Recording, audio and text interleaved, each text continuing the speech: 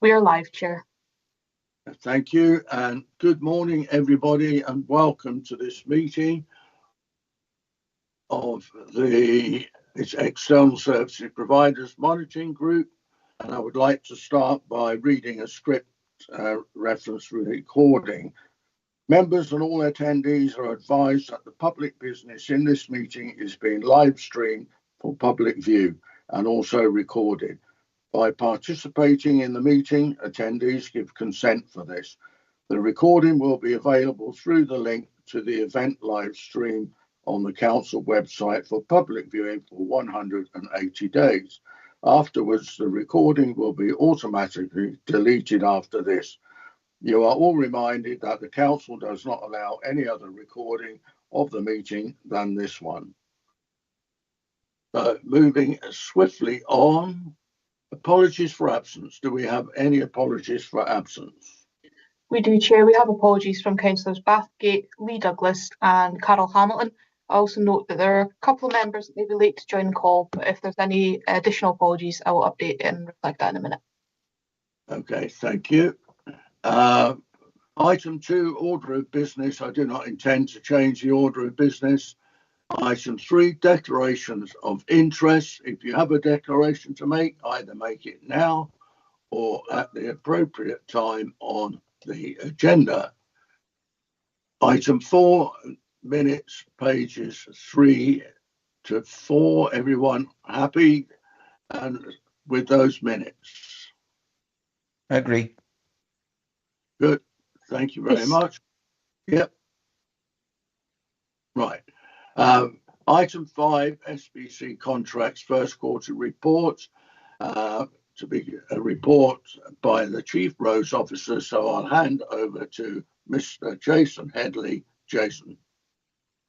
Good morning, members. Thank you for giving us your time again. These meetings seem to come around with extreme frequency and quicker than you imagine. So I've got, I feel like, kind of two-pronged approach today for members. We've obviously got the report, which I'll take us through in the most colourful way that I possibly can.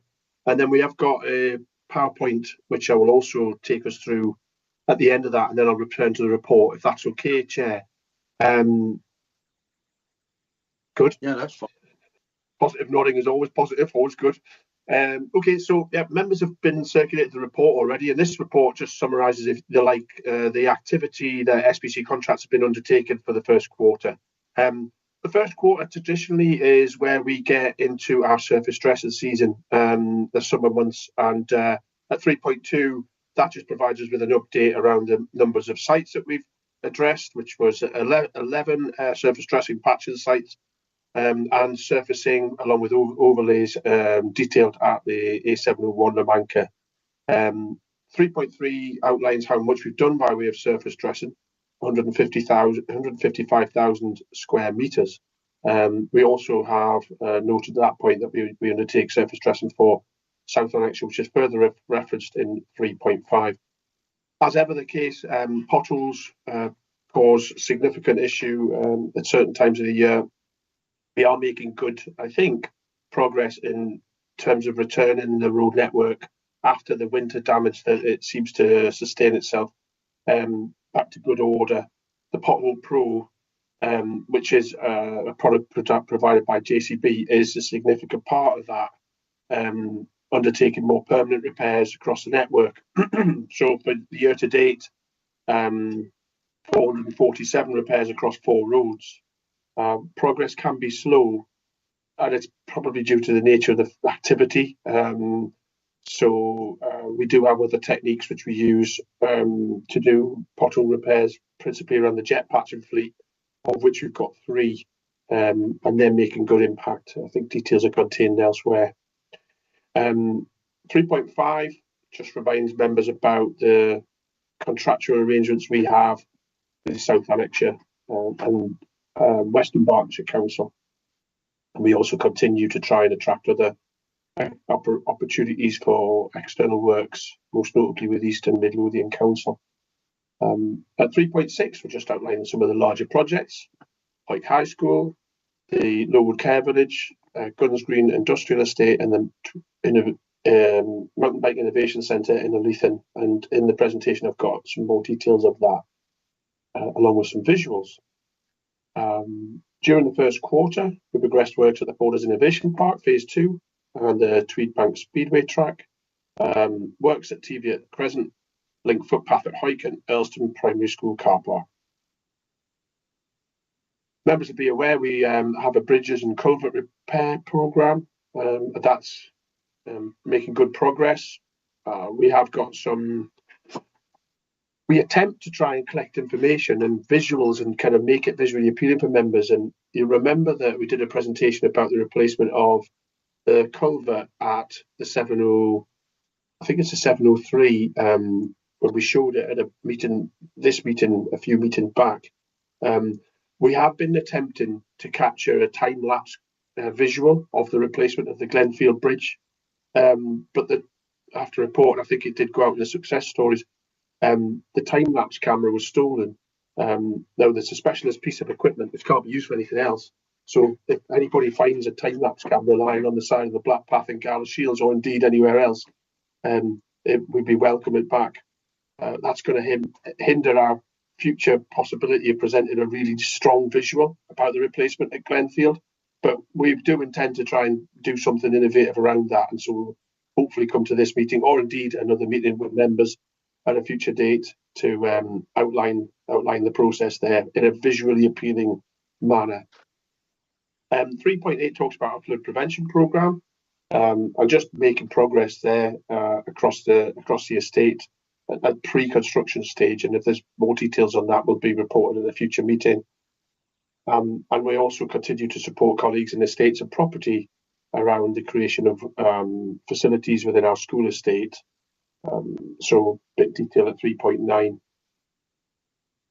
The Tweed Trails project, I do remember seeing some visuals earlier this year, which is just basically a long path into the distance. But that continues to make progress. I think it's a critical year in 26-27, seeing it almost getting to completion. I know the project in itself has had an awful lot of challenges around negotiating access arrangements with third parties. But I'm pleased to say that we are making progress. We have got package of work, and we do intend to try our very best to deliver against the project's outcomes and expectations. There's some good progress around passenger transport improvements. This is, I think, around providing real-time transport information for people whilst they're waiting at bus stops. So it's been funded by third parties, and we'd be delivering the infrastructure works. So there's been impacts across our communities there. Moving to the management update, I suppose just to let members or update members on the use of the aggregates which we create by way of recycling from the Easter Langley facility. So we continue to try and increase the utilisation of that material within our construction. I can come back at a later date to talk about that, but we're seeing significant improvements in the volumes of material which we're taking out to basically reduce the council's footprint and help us with the management of costs around the construction. So a really good news story there. I suppose it's ever the case of members take an interest about people and the people that we employ within the business. I've been doing some work recently to just understand the impacts of that, and there's been a significant increase or sustained amount of people that are choosing to leave the services which I'm responsible for, one of which is SBC contracts.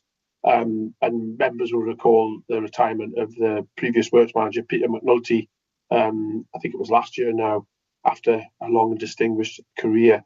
I suppose that's the theme which I was choosing to try and highlight to members at 3.14.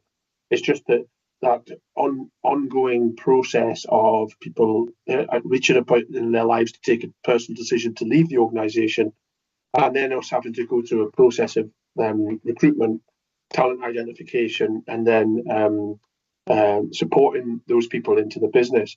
And I wanted to just highlight, because we have had discussions previously around the kind of the workforce makeup, particularly around gender, but also there are other attributes. Just highlighting this issue that the council now offers opportunities for people to apply for jobs that we're advertising where they perhaps don't fully meet the knowledge or skills as is specified in the job description, but they have a genuine interest and maybe possess only partially the skills and knowledge that would be required. So we are and would open up opportunities for applicants, what we call in a career pathway. There is a council policy, I think it's probably been agreed elsewhere, but it is quite an interesting thing to highlight here because of the focus the members here have about us, attracting new talent into the business, because it isn't always the case that, how do you gain experience if you can't gain experience? It's that kind of chicken and egg issue. So it is an issue I wanted to focus on and just mention in the report, because I think it reflects how the council and therefore us as a service from the council are trying to be innovative in how we undertake recruitment. And as is always the way, any jobs that we've got advertised, the people that are leading the recruitment process will be open to conversations with people that are looking to potentially apply. So it's looking out for that career pathway piece. If it's all the same with you, Chair, I would ask at this point if I can ask Mark to open up the PowerPoint, and then we can move through a summary of the successes for the year to date and some visuals, and then come back to this report, inviting members to support the recommendation. So Mark, could you?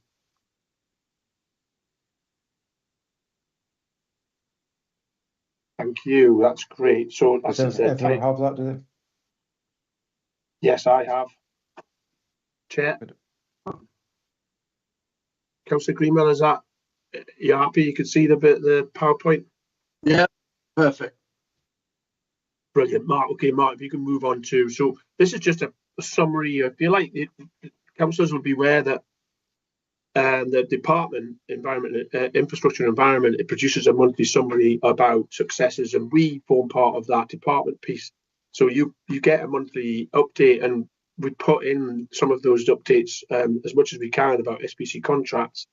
And so a lot of this information that we are sharing with you here, you will have already seen potentially, but we're always limited by the amount of visuals that we can put in. So there's a few more visuals here which might stimulate some of the conversation. So in April, we advised members that one of our team, the contracts manager, Stuart Weeks, has a hidden skill. He was away playing 8-ball pool, I think, in Gibraltar for the Scottish team, which was great.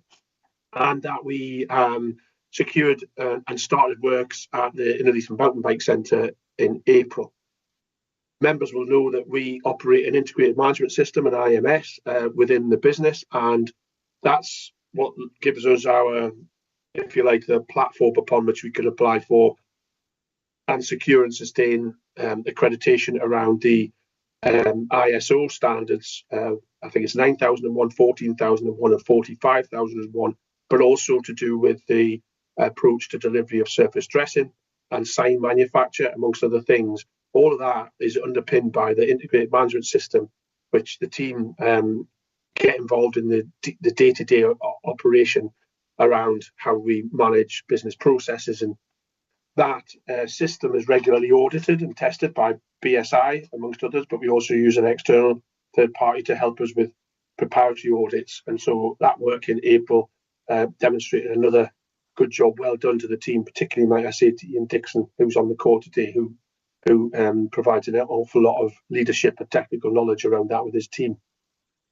And also, we have and continue to try and identify new talent. Been working with, in April, one of an Earlston High School pupil who was taken in and offered work placement. I think Ian, you were particularly involved in that.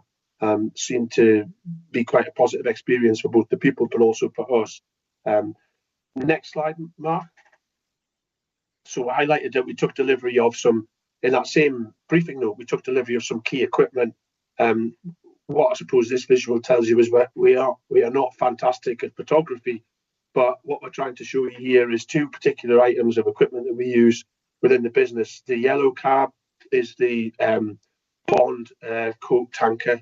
So we use that to apply the bituminous material to the road before the surface chips are laid on them. So that was a new one, really specialised piece of kit. I think it was probably 18 months from point to place in order to take in delivery of, and no doubt carries with it quite pricey price tag, but it's essential to the work that we undertake. And as Mark tells me, the Bondcoat team, and is able to evidence, the Bondcoat team continue to generate significant financially to the business and its financial targets. The white vehicle on the left is the works for our street lighting team, and it has a pole manipulator on the rear. It's the first vehicle that we've taken of that type within our fleet. So that pole manipulator will allow the street lighting team to work in more confined environments without multiple vehicles undertaking multiple tasks, but also to work more safely, which I think is critical to the successes of our business, the health and safety of our teams, and also our communities. So two of several items of plant and equipment that were taken delivery of, one of which was a new welfare van, which we deploy across the business to support our teams when they're out and about, and also some plant equipment for our winter maintenance programme. The May summary, this was quite a lengthy one, but Ali DL, one of the contracts managers, working with the team named there, John McGowan, Brian, John McKee, Gavin Hasty, Jake White, and Edgar and Billy Learmouth, delivered the works that were required at Earlston Primary School in advance of a recent visit by a VIP. So all good work to the team there, helping the council present itself in the best possible light. And also work that the council wants to undertake at the primary school at Clovenfords. Ali and the team have been involved in the creation of a more appealing external area for the young children there. And whilst I think it's always great to know that the parents and the children, the teachers get excited by these sorts of investments that the council makes in the school estate, actually the team undertaking the work also responded really positively to the reactions that the children and the teachers and parents had to the improvements they were able to undertake. So a really positive news story, good for everyone, I think. Andy also was able to update us, Andy Hume, who's another one of our contracts managers, around the application of finishing touches at the Speedway project in Tweedbank, and also a bit of a nod here to the issue or the initiative around the welfare arrangements at Guns Green. I don't know if members have picked up on this previously, but the traditional welfare arrangements we have up there, we've been piloting a new approach using a combination of solar, wind and battery technology with a backup generator to power the site offices and welfare facilities. So whilst there are financial savings, but these are offset by the cost of equipment, the key benefit is the significant reduction in environmental impacts towards carbon emissions. Mark, if you can move to the next slide. That's the visual of, again, the work that was done at Earlston in advance of the visit. I would anticipate that there were no cones and Harris fencing at the time that we received our VIP. Mark, the next slide. This is the Speedway site at Tweedbank by night, and the next one, Mark, is a daytime shot. The next one, please, Mark, is the site at Guns Green in a state of construction. Next one, please, Mark, from a slightly different angle. And the final one is the welfare unit. The yellow welfare unit is behind all the material stored in front. This next slide, I wonder if I could take a moment at this point in time just to ask Ian Dixon if he would be able to just talk us through this slide and maybe some of the finer arrangements to do with the welfare at Guns Green. Thanks, Jason. Thanks, everyone. I'm certainly no professional when it comes to the technical part of all this, but one of the reasons that we've undertaken this sustainable route is to try and keep our clean, green future and our sustainability going forward. As Jason said earlier, on a standard setup on any site or construction site we would normally have a delivery weekly of diesel fuel to fill a generator. Those carbon those carbon setups or the costs or anything with regards to that have not been captured in this. This solely, the 2.38 tonnes, are the carbon emissions that we've saved by using the battery storage from the solar and from the wind turbines themselves. So on that standard project today, I think we are on week 21. That would have normally been 21 weekly fuel deliveries onto site of anything upwards of 1,000 to 1,500 litres of diesel fuel. To date, we have had one delivery. So that has been a significant saving for carbon emissions for this project. And going forward, the data that we hope to retain from this project will give us a better understanding, a better knowledge of what we can do going forward to try and expand this pilot scheme that we've undertaken down here. Brilliant, Ian. That's really helpful. I suppose it underlines what we've talked about. A couple of issues today was the use of the facility for recycling of aggregates at Eastern Lanley, big tick in the carbon footprint box, and this one here. It's our hope and aspiration to see this kind of approach to construction continue to develop, because what happens with SBC contracts when they secure projects like this, we have to create on-site welfare facilities. So this is potentially something which, with the appropriate planning and definitely, if you like, delivery against budgets and project outcomes, we could see this kind of more greener welfare arrangement become something which is commonplace across all of our sites. Is that right, Ian? This is the first one that we've used locally. Yeah, it is, Jason. Yeah, perfect. Thank you for that. Moving on to June, making, as we've seen, significant progress at the industrial estate, just we were talking about in Eyemouth, and also commenced works at the Lowood Care Village, having secured a job from the main contractor, Ogilvy's. So this is an update of the same visuals almost that we've had for Guns Green. So thank you, Mark. Next one. And from a different vantage, you can see good progress has been made, even in the time from the slides we showed you previously in May into June. And it was considerably drier, actually.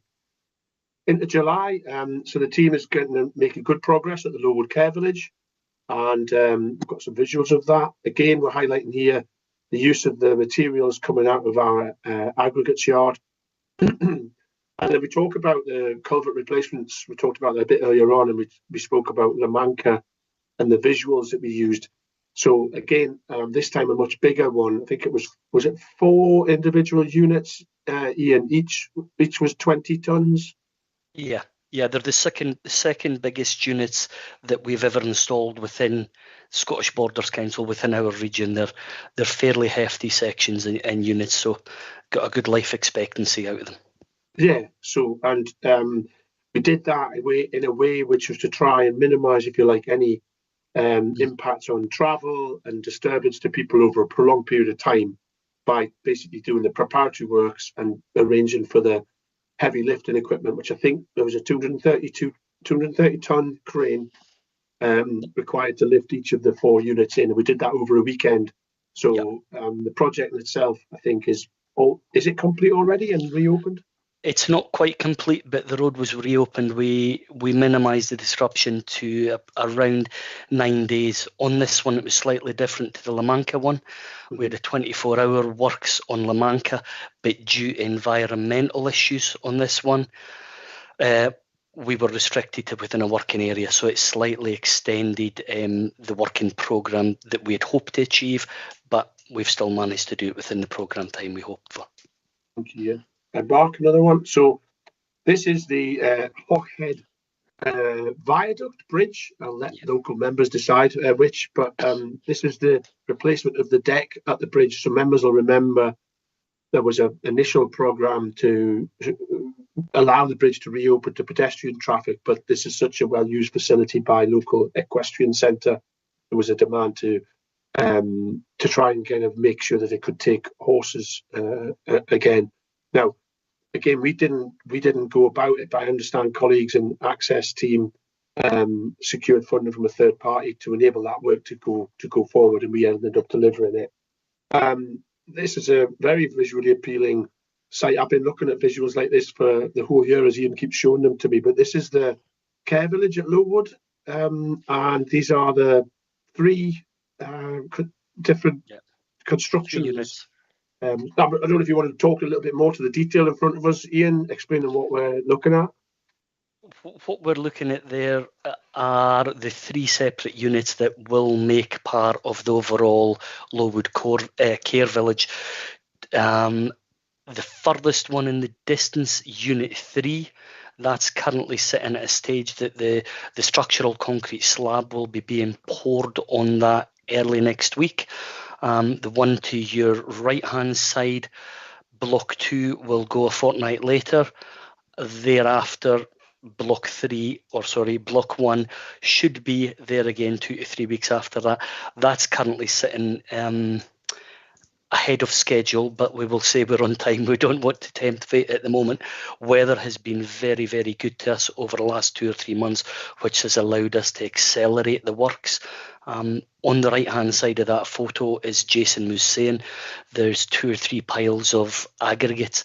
All the material today on that job has come from our recycling centre up at Langley.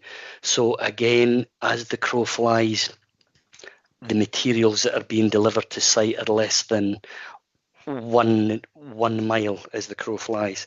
So that minimises our carbon footprint again, and that is all recycled material. So great effort to the recycling team who have managed to get the materials graded and certified to a standard that tier 1 contractors and engineers are happy to accept and approve the materials for use on these sites.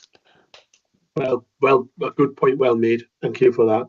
I suppose members will be pleased to know we're near the end of this presentation. So this is maybe a bit of a repeat of the last one we spoke about, but I think it's still relevant, because what we're trying to show to members in this discussion today is, look, we're making good progress in the first quarter.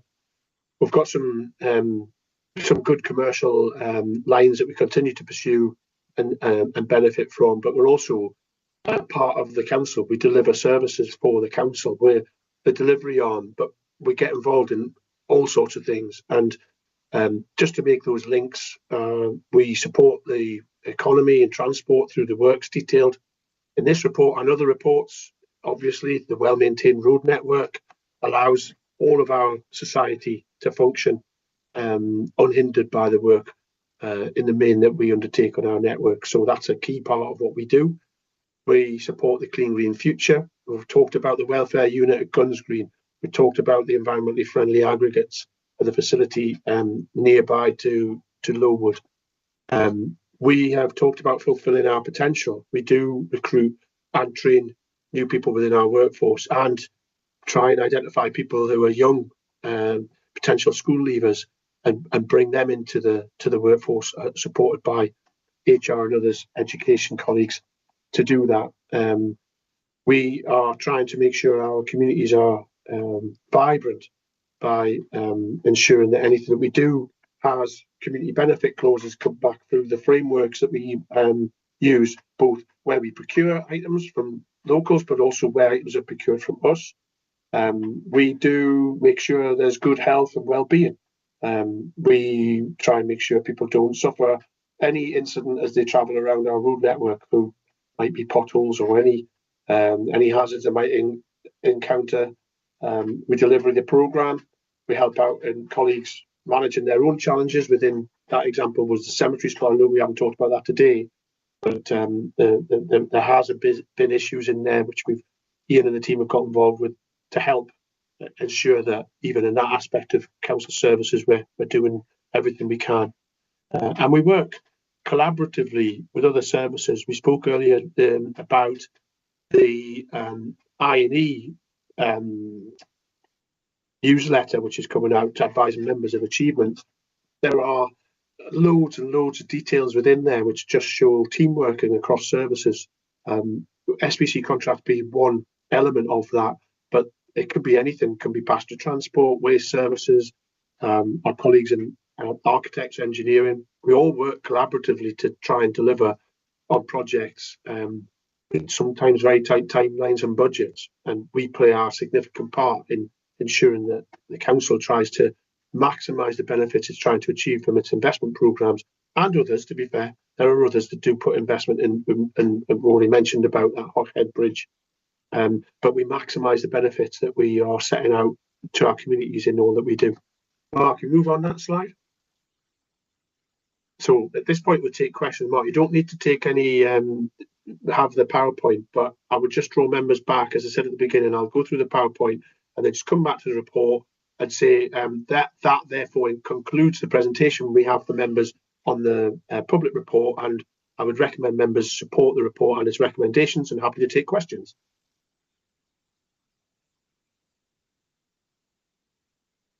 Councillor Greenwell, I think you're on mute. I'm on mute. You are. I'm sorry about that. Thank you very much for that very comprehensive report. I'm going to open it up now to the floor, and Councillor Anderson. James. Thank you. Jason, can I have the slides for this? Can we all have them afterwards? I take it you're sending them out anyway. And for the welfare unit, you've really sort of dug in on the carbon emissions and everything. I'm interested in cold hard cash. How much money has not having all that diesel pumping saved? That's what I don't know. It might have been in the small print there, and I've just not seen it on the screen. But I'm more interested in how much you've saved in just cold hard cash. Thank you, Councillor Anderson. So that piece was an early report from an early part of the project. I think Ian is continuing kind of reviews and updating about that. Have we established what the financial performance of it is? We've not, and we can't until the end of the project. What we can say at the moment is there's been the price of the apparatus balances on normal with the cost of the fuel, but it's a carbon saving we're looking at. But I would say with what's happened in the Middle East earlier this year and fuel prices going up, we would suggest there will be a small saving, and it will be more positive to our side than it would have been had that not happened. Yeah. Okay. Next on the list is Councillor Douglas Marshall. Okay, thank you, and thank you for that very good report. I'm pleased, obviously, to see the works commencing at the Innovation Centre in Innerleithen and the completion of the Hawkhead Bridge, which has been a long drawn-out project, but eventually the funding was found, and a fantastic job has been done, and I'm sure the people of Innerleithen will be very appreciative of that absolutely essential link within the local transport network that benefits the equestrian side of things, but also the path going to the back road to Walkerburn as well, which is very much a cycling and walking route as well. So thanks for everything you've done there, and a tremendous job. Thank you. Thank you, Councillor. It's interesting that Ian and I were talking about potentially introducing some more visuals for the Innerleithen Mountain Bike Innovation Centre. I got 24 from Ian not long ago, so we decided not to perhaps introduce them all. But I think it'd be worthwhile next time is to show some of the visuals. For me, one of the issues that was shown here is SBC contracts abilities and skills across not just road maintenance. Actually, we're able to do more. And Ian and the team have developed a huge kind of portfolio in doing that over the years with the council, the primary school, the nursery school at Innerleithen during COVID, and I believe there was also a nursery school in Peebles created, the waste transfer station at East Langley. There's a huge diversity here, and the visuals from the Innerleithen Mountain Bike and Innovation Centre are really, really striking, but we'd have to find the words to associate to go with it. But perhaps at the next meeting we could do that. I think so. There's a great good news story to let people see there and just see what the team are doing. But yeah, the more visuals, the better, I think, Jason. Thank you. Yeah. Okay, thank you for that. And Councillor Elaine Thornton-Nicol. Elaine. Thank you. I'm really excited about the concept of saving massive amounts of carbon by using different facilities. I think that's absolutely incredible. Yeah, financial savings are critical, but the carbon, you need to tell people what we are doing. You have to get that out to the public. That is incredible. That's 21 weeks and 2.38 tonnes of carbon. Yeah. I mean, that's off the scale from that perspective. That is absolutely incredible. I am beyond excited. I cannot tell you how excited I am about the care village, that the concrete pad for Block 3 is going down. I think that is a huge step forward. And for me, I have bumped my gums for donkey's years about, long before I got elected, trust me, about our failure to use our aggregates appropriately, to manage them and not just use them for junking effectively. To now be in a position where Tier 1 approval can be granted is amazing. And to know that a huge part of that care village work is being undertaken using the recycled aggregates from our own services. And honestly, please pass to the team to get it to Tier 1 is blinking incredible. That's not an easy task either. And people don't realise how many million steps there are to get to Tier 1. But seriously, huge congratulations. My only sticky, giving you all the positive now, I've got my sticky one. It's my question around, why are people leaving? Are we undertaking exit interviews to find out the why parts, so that we can manage and see if we can improve that for the remaining? And I am assuming that we are at the point where you're doing continuous recruitment. You've said that I loved a non-ending recruitment process. But it's the constant need to do that has a wee red flag, not a red flag, a slightly deep pink flag for me, let's put it that way. Because we do make statements about being the employer of choice, and that worries me that we've got that constant departure. Thank you, Councillor Thornton. It's always interested to receive your feedback, and the sticky bit, actually, I welcome it. I think it's a fair point that you make. We do exit interviews. We talk to people to find out what the issues are around them leaving us. There are, I think, a mix.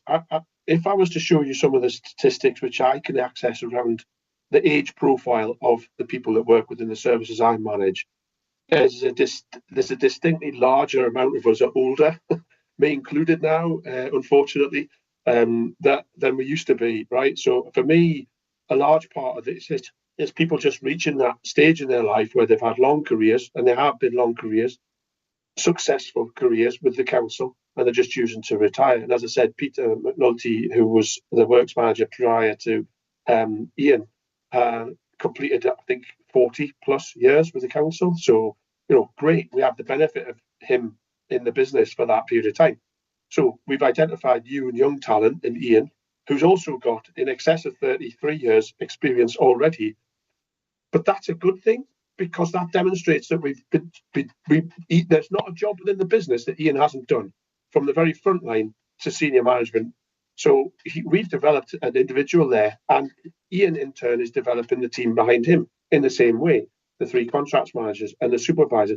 So it's the reason why I'm highlighting it is because I've been blown away by statistics of how much experience and how much of the workforce over the last 5 years have chosen to leave us. And I haven't got them here just about SBC contracts, so I can't answer the question if you ask me now, but I can talk about it in a future report. But we have and continue to try and identify new talent, and talent is what it is, to take the council forward. So whilst we are focusing on Peter, but we've lost other individuals over the last 5 years as well. Have we failed to deliver as a result? No, actually we haven't. And have we actually progressed the business as a result? Yes, we have. We've mentioned about the use of the Langley recycling materials. We're also looking at carbon, which is a piece which perhaps is a changing agenda from those long-established careers to where we are going as a society, if you like, now. We're going to have this new skill set, and I would add to that digital as a kind of skill set that's going to underpin the workforce of the future. Apologies. So I see it as a challenge, but it's something which we're facing, which members need to know about, because it does present us with we have to take a lot of time and effort out of the day job to identify this talent and to bring it in, to nurture it and to grow it into the future leaders of the business that we need. So yeah, I don't see it as I don't think it's a red flag. Yes, it's a pink flag, but it's one which is generally, facing us and I might say other council services. We need to promote ourselves as a employer of choice. We have fabulous terms and conditions. We have fabulous annual leave, sickness benefit arrangements, support through our occupational health schemes, which extend not only to us but our family members of the people that are employed. The pensions and benefits which we currently enjoy, they put us ahead of a lot of local competitors in terms of the employment place. So this is a public forum, and I'm actively encouraging people who are thinking about a career in the council and within construction, civil engineering. Pick up the phone, contact Ian, contact me, contact Mark, contact any of the members here. We'll have a conversation with you about what your aspirations might be, because we want to identify future talent. It's an opportunity for me to see people rise up within the organisation far, far quicker than they might have done because of that. People with long careers. So there's great opportunities for people wanting to join us, but also people who are with us to progress.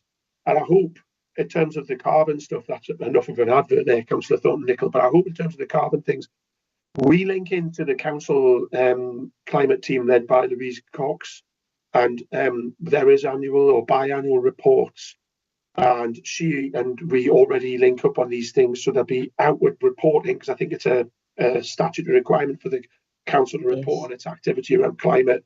So there'll be details contained in those reports, and we will be feeding into those, including, as Councillor Anderson's already mentioned, about Guns Green. We don't yet have the full outcome, but we aim to have that, and hopefully the financials will follow the carbon rather than the other way around, and we will demonstrate the business case as we move forward. Hopefully, though, Councillor Thornton-Nicol, that responds to the questions that you've raised, and really appreciate that.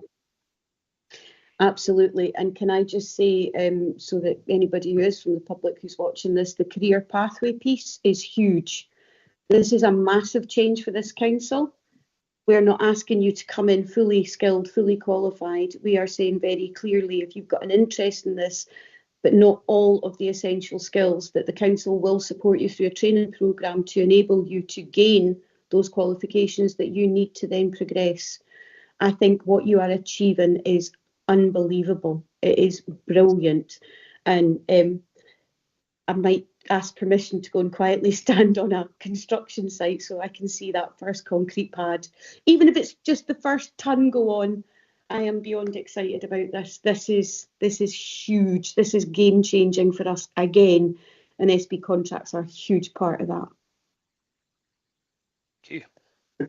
Thank you very much for that. I don't see any other hands, so we'll move on to the next item, which is item 6. Any other items previously circulated? I have none. Item 7, any other items which the chairman decides are urgent? I have none.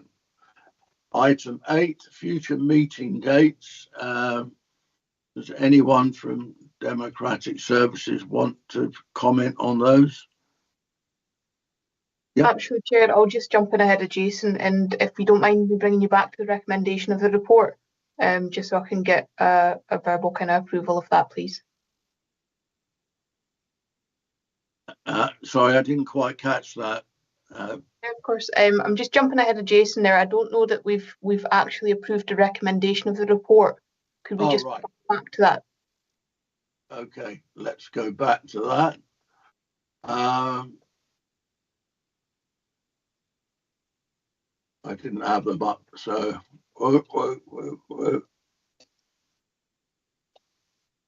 So the recommendation of the report, Chair, reads that the external services / providers monitoring group notes the activity of SBC contracts for the first quarter of 2026/27.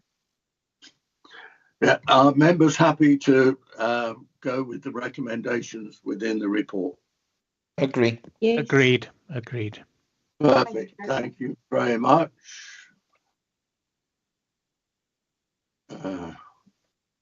Bear with me, my computer switched off for me. It's not very helpful.